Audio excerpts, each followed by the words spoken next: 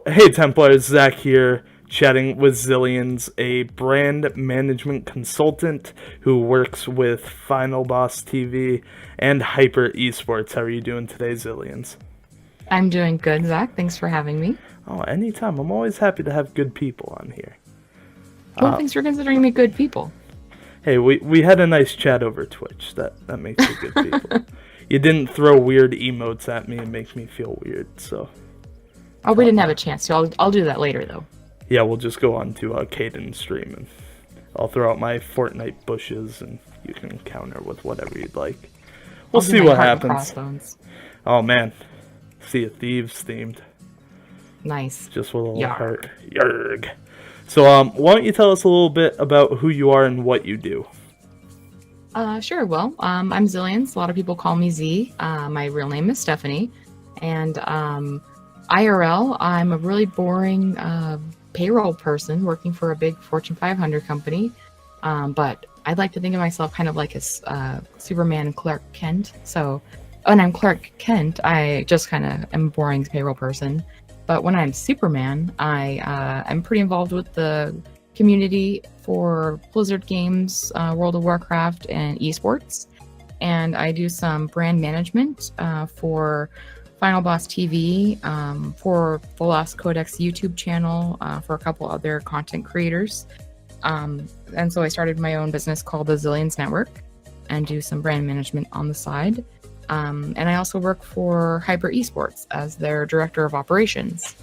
On top of that, also just dabble on Twitter, trying to add as much as I can to the WoW community. Is there such a thing as just dabbling on Twitter though? There's a happy medium where you go on Twitter, you scroll through what you can scroll through, and then you kind of turn back around and get back to work. And I like to say I can dabble on Twitter where I'm not there all day and I'm not there every day, but when I do, I just dabble. That's fair. I think that's a very rare skill.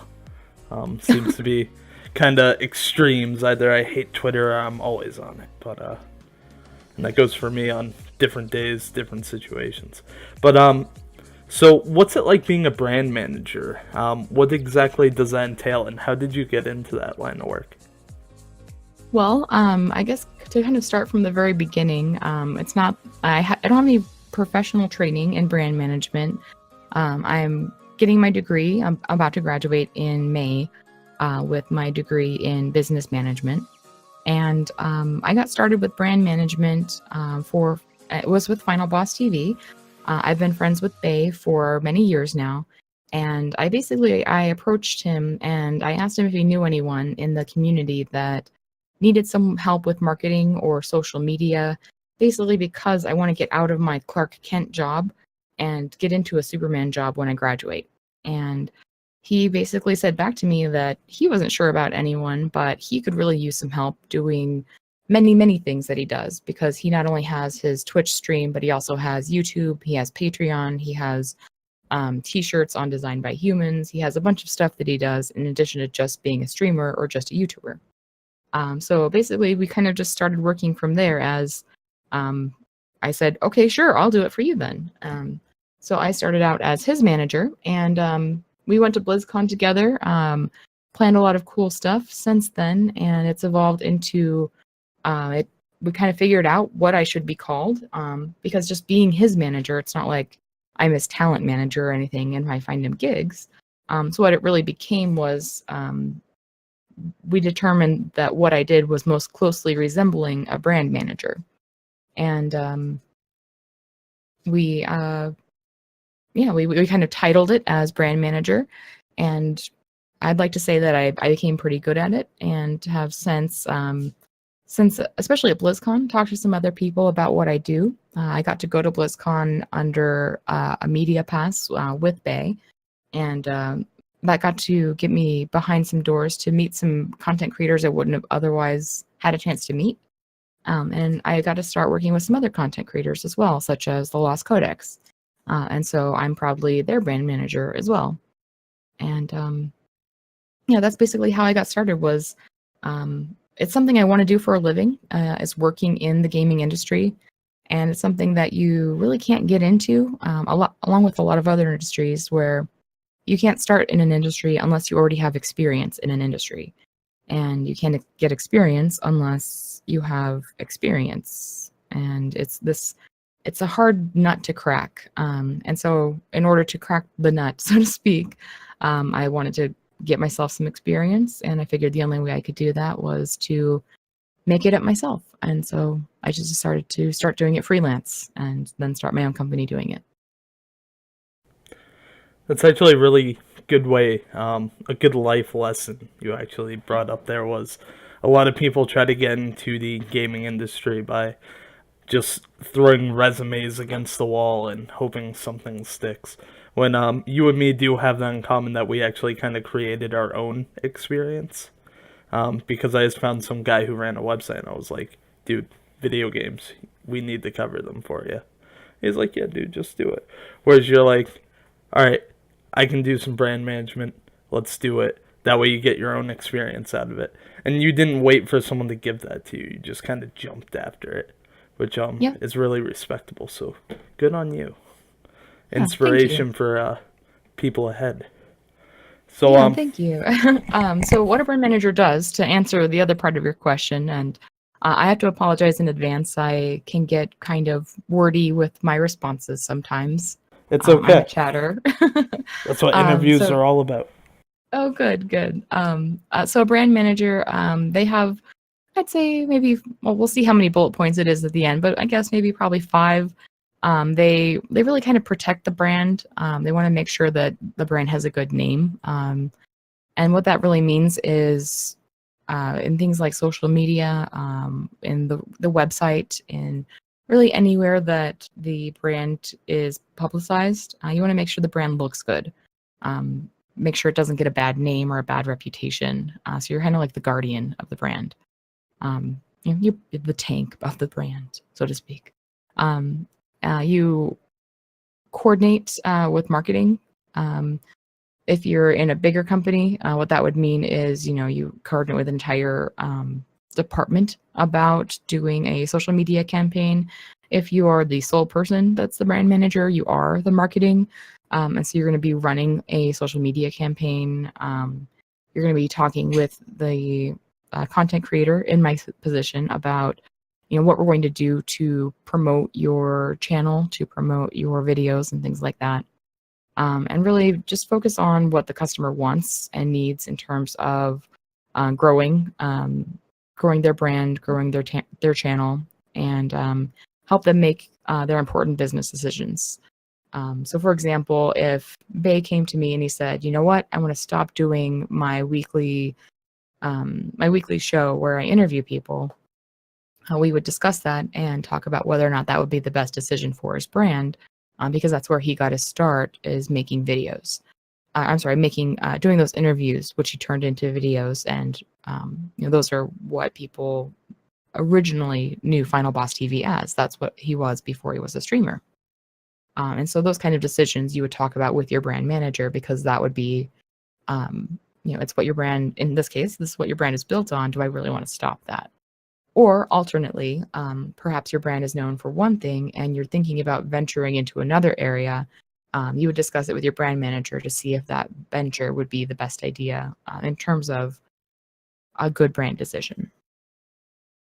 So maybe that was 4 bullet points. I wasn't sure. I wasn't keeping track. If this ever goes on Reddit, Reddit would know. Reddit knows all. That was made very clear today. So you also work with Hyper Esports.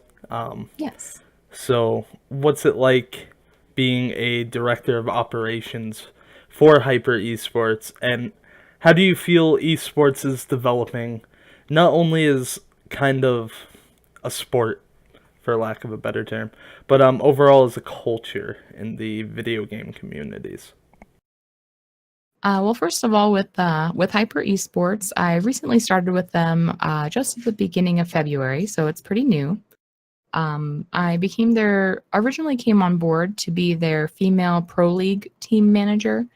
We were working to get a Call of Duty all-female team to compete in the female pro league. So I've since been working with Hyper to try to recruit an all-female team to compete in that league. We're still working towards that. But since coming on board, due to my background doing other things other than, doing other things that aren't esports related, having a high level of experience with operations, with administration, with being a brand manager, we kind of determined that perhaps I could be helpful in other ways as well. So originally I came on board to be the female team manager, and a few weeks in we talked about it, and we decided I would be better suited as the director of operations.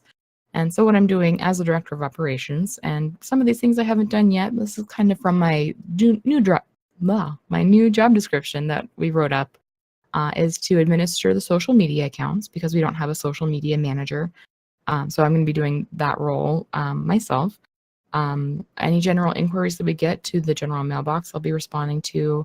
I'm working on creating some procedures for Hyper and some standards of operations. Any announcements for newsletters, any news posts, I'll be the one actually doing the writing for those announcements.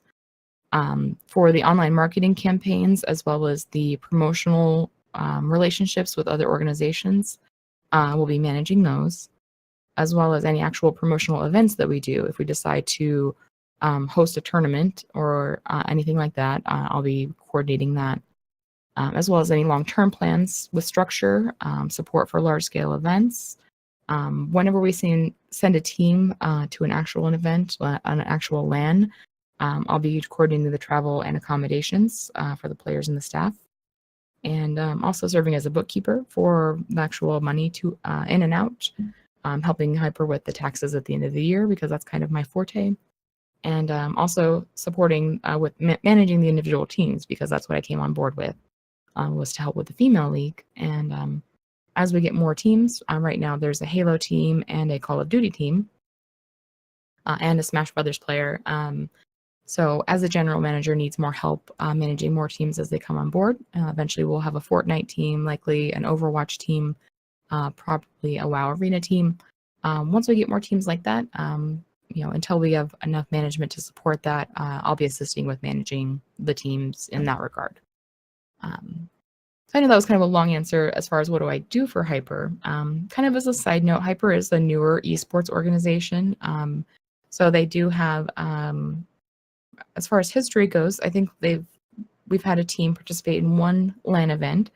And if you're not familiar with esports, a LAN event means, well, it's kind of what it sounds like. It means an in-person event using a LAN connection. So you're not versus an online event, meaning you're competing online. A LAN event is an event that you're actually there in person. So you can think of it like, you might be more familiar with like Overwatch League. When you're watching the Overwatch League on TV, that's a LAN event because they're there, their computers are connected via LAN, via the actual, computers connected with a wire, and that's how they're competing versus, the other leagues, that's all happening online at the same time. So with that being said, Hyper's relatively new, so they're working on infrastructure and things like that. Working on picking up teams. So it's not like it's Team Liquid or Method or something like that. It's not the biggest name in esports. It's an up-and-coming esports name. Now, as far as esports in general and kind of, how that's looking as a venture or how that's looking overall, I have to say I am really excited about esports. I wasn't too involved in esports, maybe I'd say even a year ago. I was interested in knowing more about Overwatch League when that was announced at BlizzCon 2 years ago, because I was a big Blizzard nerd to start with. And the idea that Overwatch League was introducing an infrastructure that was allowing for paid players and things like that, that really excited me. That made my person that wants to work in the gaming industry brain really go, oh my gosh, I really want to do esports now. Get a lot more interested. So that's really what sparked my interest, was that since then I've been following esports a lot more closely, particularly Overwatch League, but esports in general. some people might not know this, but I don't know if it was today or if it was just this week. An esports only venue in Las Vegas opened. Had you heard about that, Zach? I haven't. Truth be told, I'm not the biggest up to date on esports. As much as I would love to be, it's one of those things. There's just not enough hours in the day. But what's going on with that? What's it all about? Well, it's I think it's in preparation for allowing for a little bit more esports betting, like using your money to bet. I think it's also in response to, I mean, I might not be 100% correct here. This area for me is a little bit gray. But one of the reasons I think that Las Vegas got involved in esports is esports betting. Betting money on esports has become pretty popular. People are betting on esports using cryptocurrency because that's unregulated money. Like people can't control other people betting with crypto. Gotta spend those Dogecoins.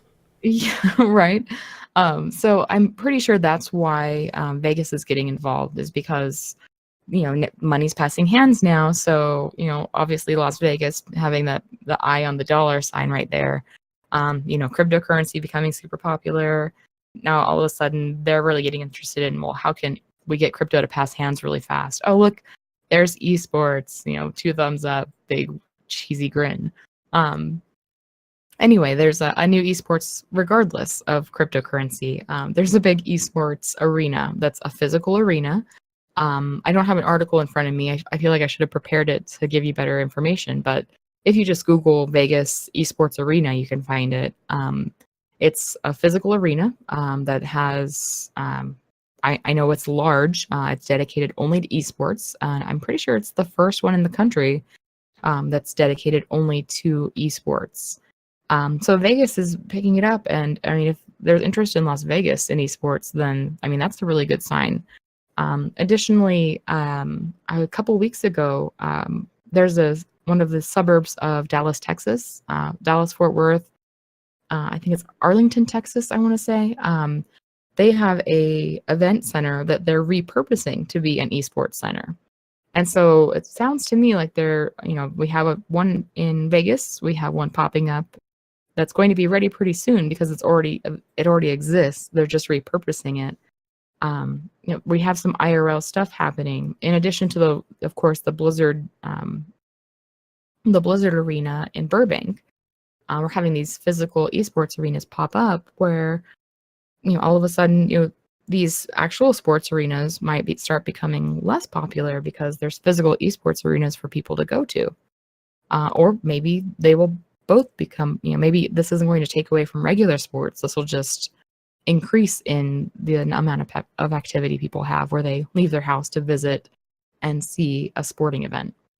So I'm excited. I've, become more and more versed in esports over the last couple of years, since they announced the Overwatch League. And I think it's really exciting. Seeing younger and younger players join has been interesting for me because I'm not of the millennial generation. So sometimes it's a little challenging communicating with the younger population. I think that's the nicest way I can say that. It's hard to keep up with the YOLOs and the way. It's hard to keep up with the ways. I mean, for me, I can't keep up with the memes. I don't speak meme very well, and sometimes I need a meme translator. And sometimes I even have to Google, like, what does this meme mean? And so that's the hard part for me. If it makes you feel better, memes only last about a week. Well, okay, yeah, okay. I have gotten that. I mean, I know some last forever. Like, there's some golden memes, but some other ones, it's really hard. And you have to really stay on top of what's going on to really understand it. I was lucky enough, I happened to be on Twitter/Twitch the night of, I think it was last week, with the Ninja and Drake thing, where you heard about that, right? Oh, I heard about it. Okay. I'm not sure how I feel about it, but I heard about it. I think Ninja was just on like MSNBN or CNN or one of the big news outlets talking about it. Yeah, I think it was MSNBC, I want to say something. He was interviewed by a major news organization, which is only good for, esports and Twitch and things like that, I suppose. he's a nice guy. My own opinion. He seems like a nice guy. I wasn't one of his viewers regularly, but at least it wasn't one of the really bad, overly toxic people. He seems like a, friendly, smiling face. He That's all does. I know about him. He Is a really friendly. does. He looks like a friendly, smiling face. I'm okay with a friendly, smiling face getting all these views and people looking at Twitch for the first time at this person. I mean, that's all I'll say. He looks friendly enough.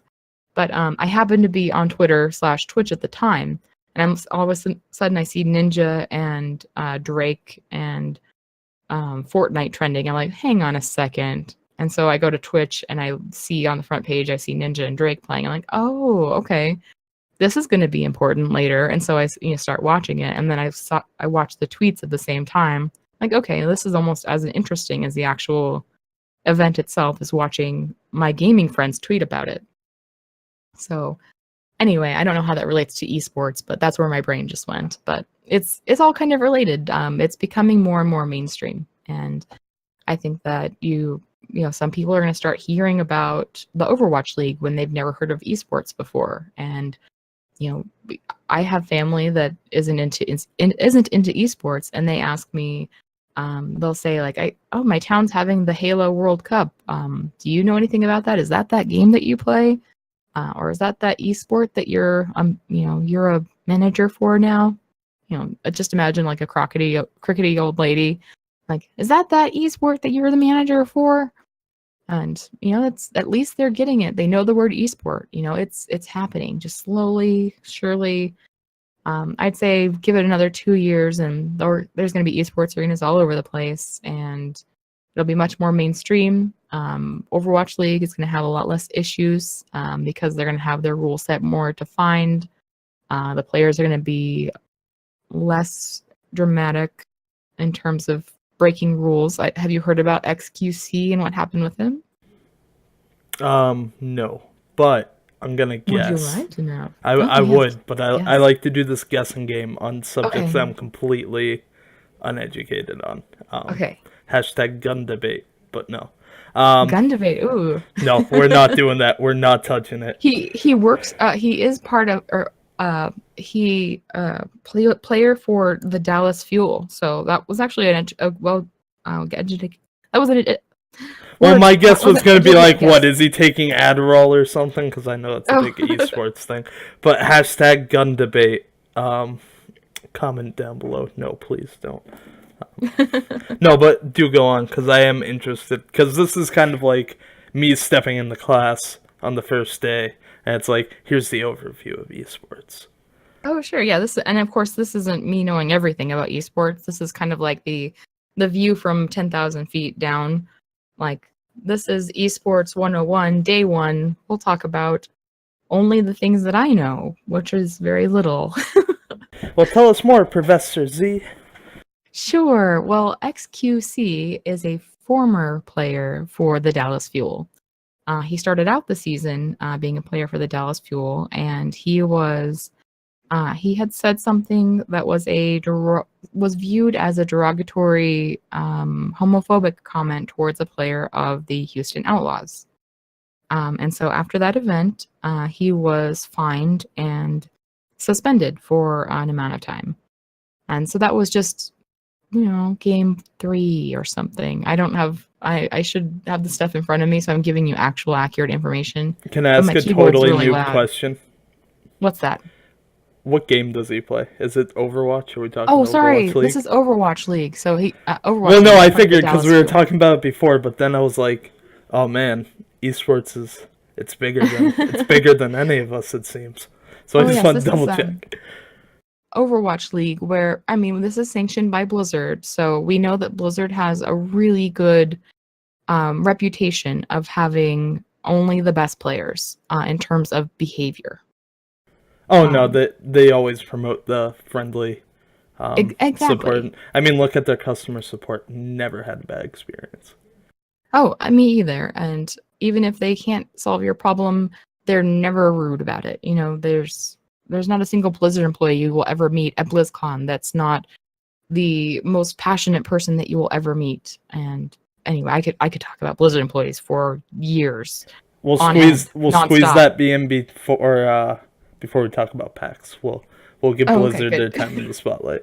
But do go on. Okay. Sure. Well, I mean, the long story short is he got banned for a homophobic comment, or suspended for a few weeks, or for maybe the rest of the stage one, during the first part of the Overwatch League. And he hadn't been really behaving very well in terms of having the best attitude. I mean, I want to say he's like 19 years old. And then again, I mean, keep this in mind if you're just now hearing about this and listening to this, that fact check me. I'm not giving you 100% accurate information. This is like my brain summarizing it for me. Get on So it, Reddit.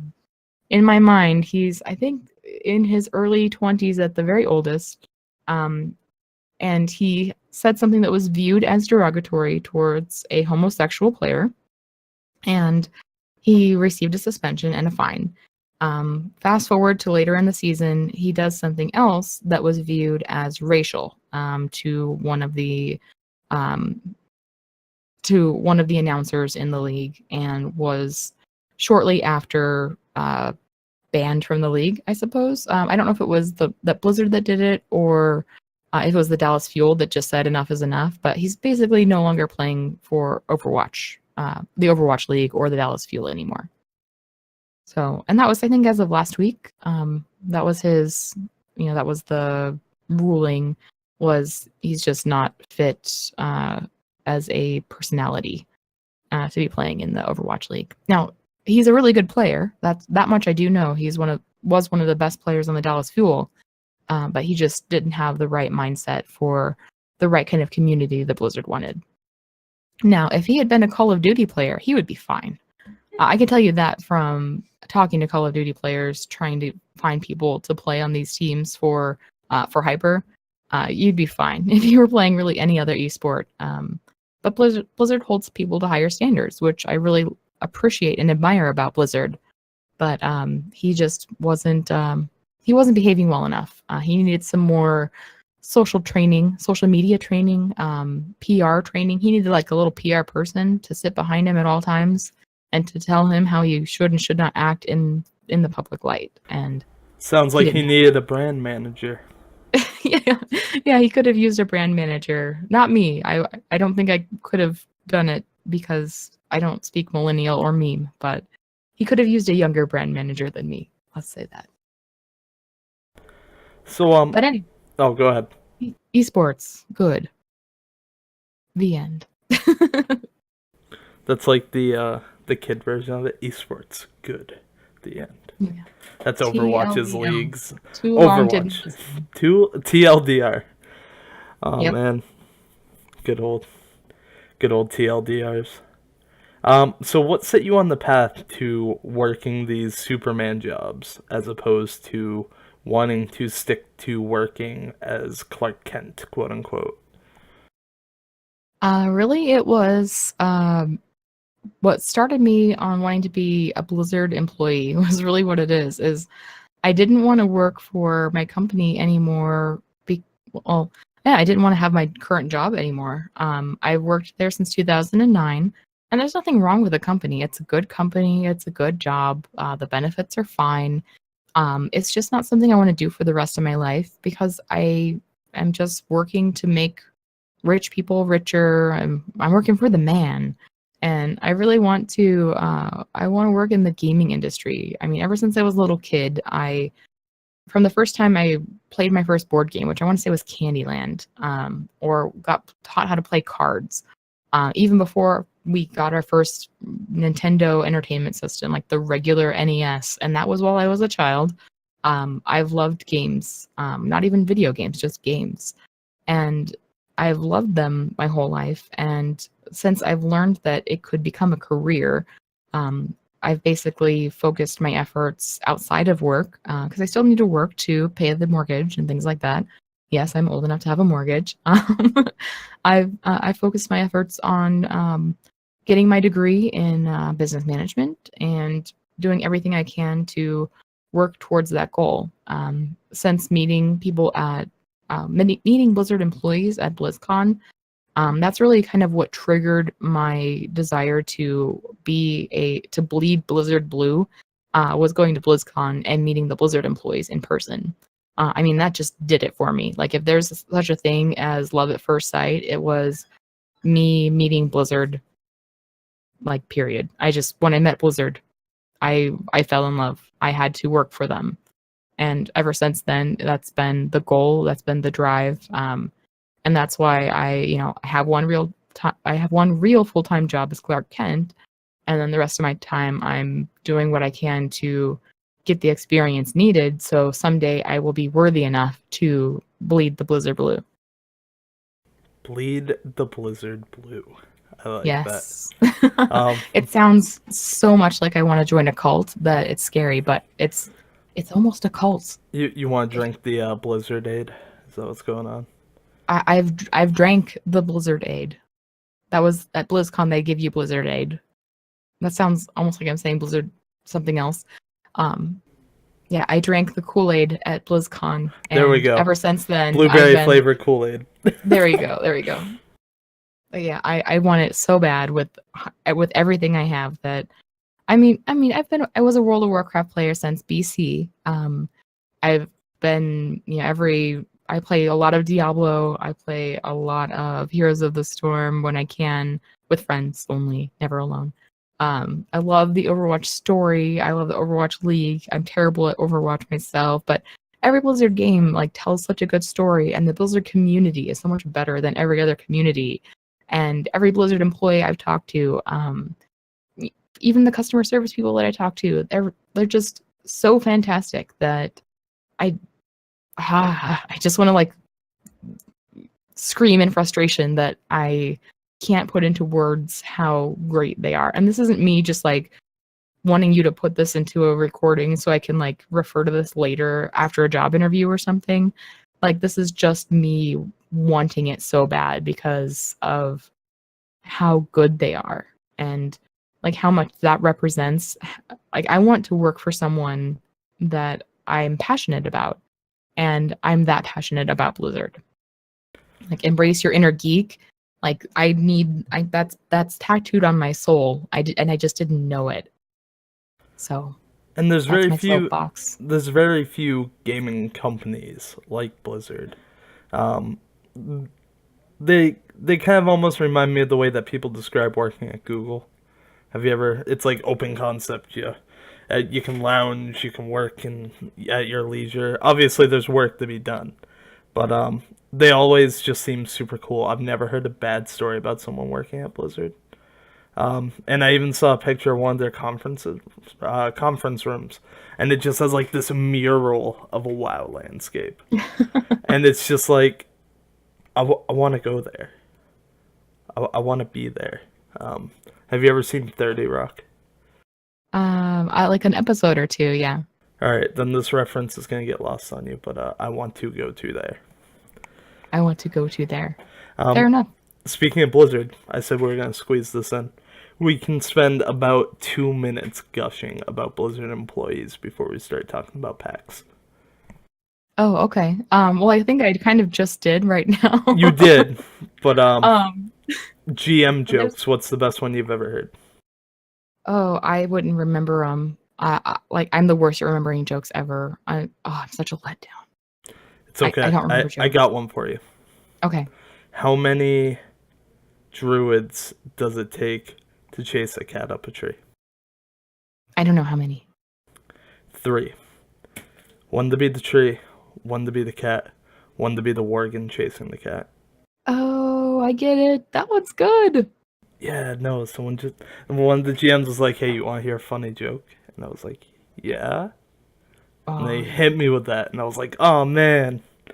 Oh. I have one that should be a GM joke that will be relevant for Battle for Azeroth. Do it. What's a pirate's favorite letter? What? Well, you're supposed to say R. R. And I say, no, it's the C.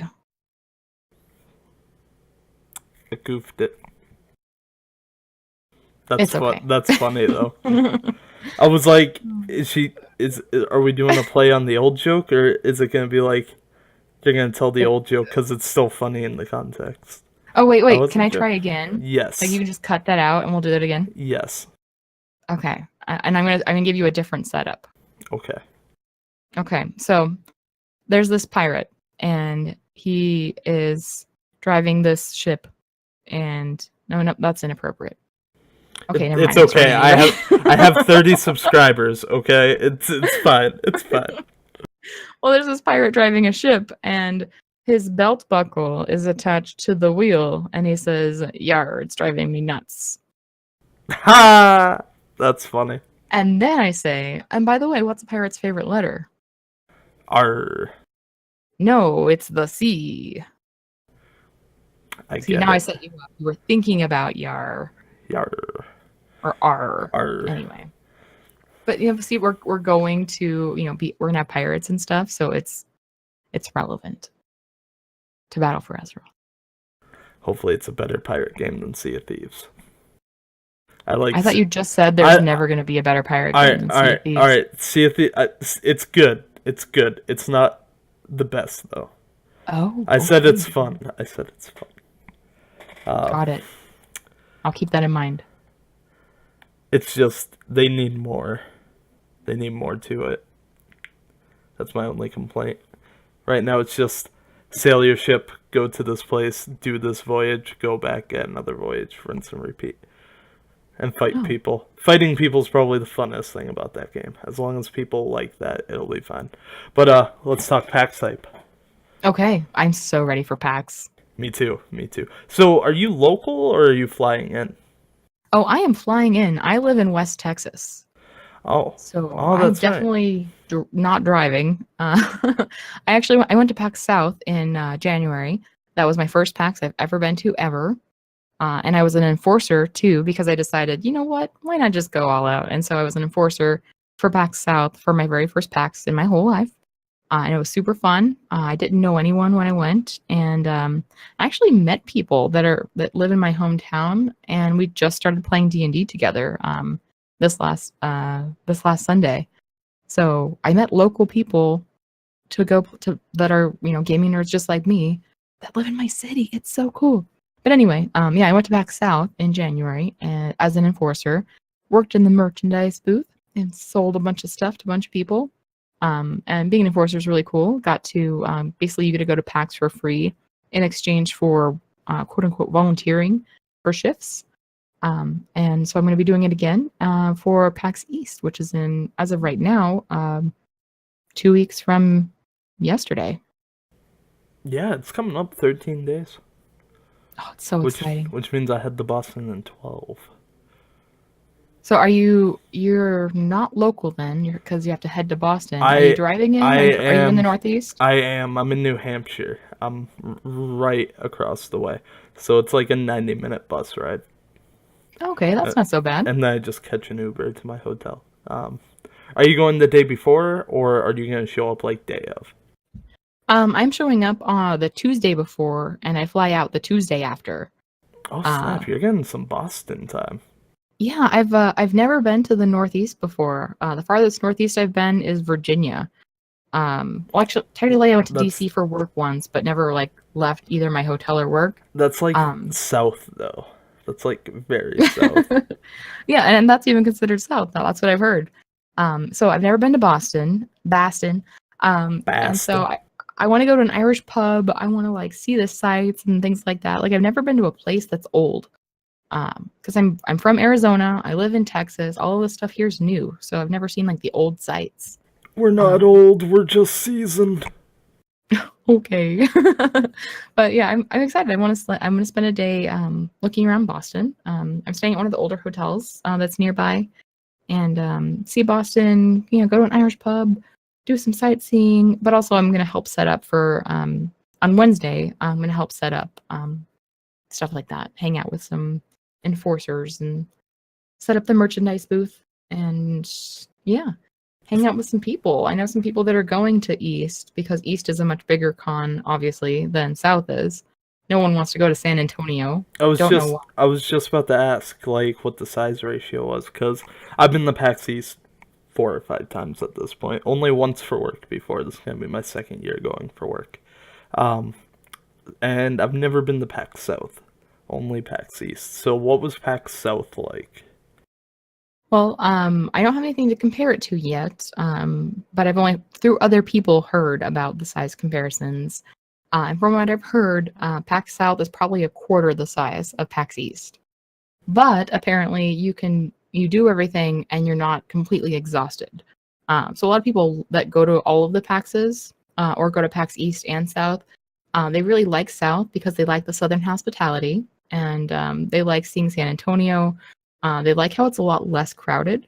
So the actual convention itself is smaller and there's less attendees as well. And so that's kind of, PAX has its own, each PAX has its own special flavor.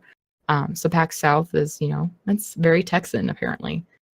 I mean, I don't know what that means because I live in Texas, so I don't know what something being but being Texan means other than being bigger, but this one isn't even bigger, so I don't know the relevance. So in New England, you're going to it's going to be a bit of a culture shock.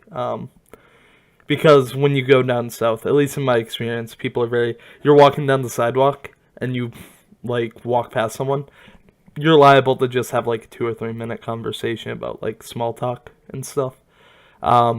People up here are very reserved. They won't even look at you. They might not even nod at you. You definitely probably won't get a hello if you walk past someone on the street. Same thing with like driving. People are much more irritable drivers up here. Don't get me wrong. I know it sounds bad. We're great people, I promise. We're just socially more reserved than people from the South. At least in my experience. I lived in Maryland for a little bit, but that's not true South. I wouldn't consider Maryland south at anything. South of New Hampshire. South of New Hampshire, maybe. About 500-600 miles south. I mean, I don't think of myself as being in the South. I mean, for me, that's like Alabama, Louisiana, Florida. Yeah, but I guess Texas gets thrown in there. Well, I mean, you guys do border Mexico. True. So does California. Is California South? There is a region called Southern California. True. But as a whole, I think, well, they're like the whole West Coast almost. Not really, but they're a large chunk. They make up most of it, yeah. It's a large chunk. It's a very long state. It is. I saw something the other day where they superimposed a map of Texas on top of Europe, and it like was the size of Europe, just about. It was pretty crazy. Of Texas? Yeah. No way Texas is that big. Yeah, I'll have to find it. I don't know where I saw it, but like Texas on top of Europe, like the size, like Texas basically like just fit right on top, just about. I mean, like Norway, Sweden, Finland, like it didn't fit over those, but it fit over like Denmark. Didn't fit over the UK, but basically the rest of it, mainland Europe. That picture's going to be like the background right now, if we can find it. I'm going to need your help. I'll try to find it for you. So, yeah, what are you looking forward to the most? I'm looking forward to the StarCraft 20th anniversary stuff that they're going to have going on. I don't know many details. Tell me. I was about to say, tell me about that because I have no clue what's going on.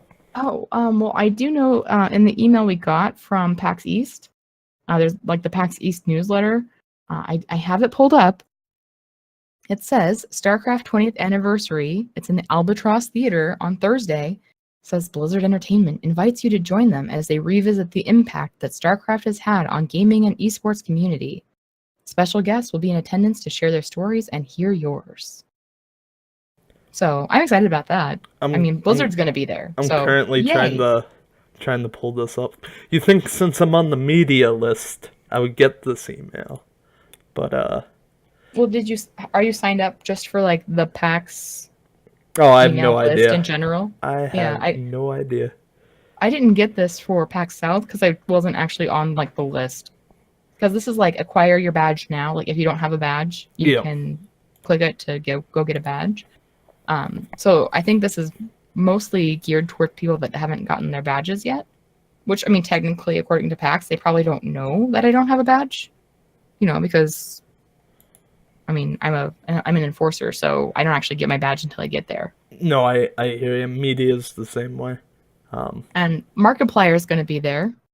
Oh, that's gonna be awesome. But My people he love usually him. has security up the wazoo. I've heard.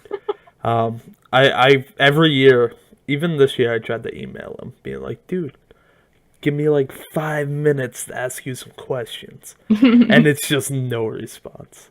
Dude's Fair enough. busy. I get it, but Yeah. I'll try to corner him in an elevator or something. Be like, Markiplier, Markiplier, how do you like hot dogs? Or I don't know. Some Yeah. I just Think of want like the one question that you're going to yell at him just in case he responds. right. Like just have it prepared. Just kind of like most people have like their elevator pitch prepared. Like you have your question prepared for him. I'll be like, how do you feel about the state of esports in today's gaming industry? See if he'll toss him Well, the super complicated one. it needs to be one that he can yell back as the elevator doors close. What if he's just like, yes? Oh, well, I mean, Uh, I don't know if that'll get you front page That's news, but it you won't. could ask. It won't.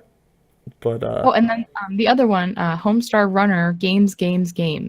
So the creators of Homestar Runner are going to be there for a panel too, and I'm really excited about that because the old people like myself that were in college when Homestar Runner came out. I know it too. Oh, I love Homestar Runner. Don't you worry. Although I was in elementary school Oh my when gosh. it was a thing. But it's okay. It was for all ages.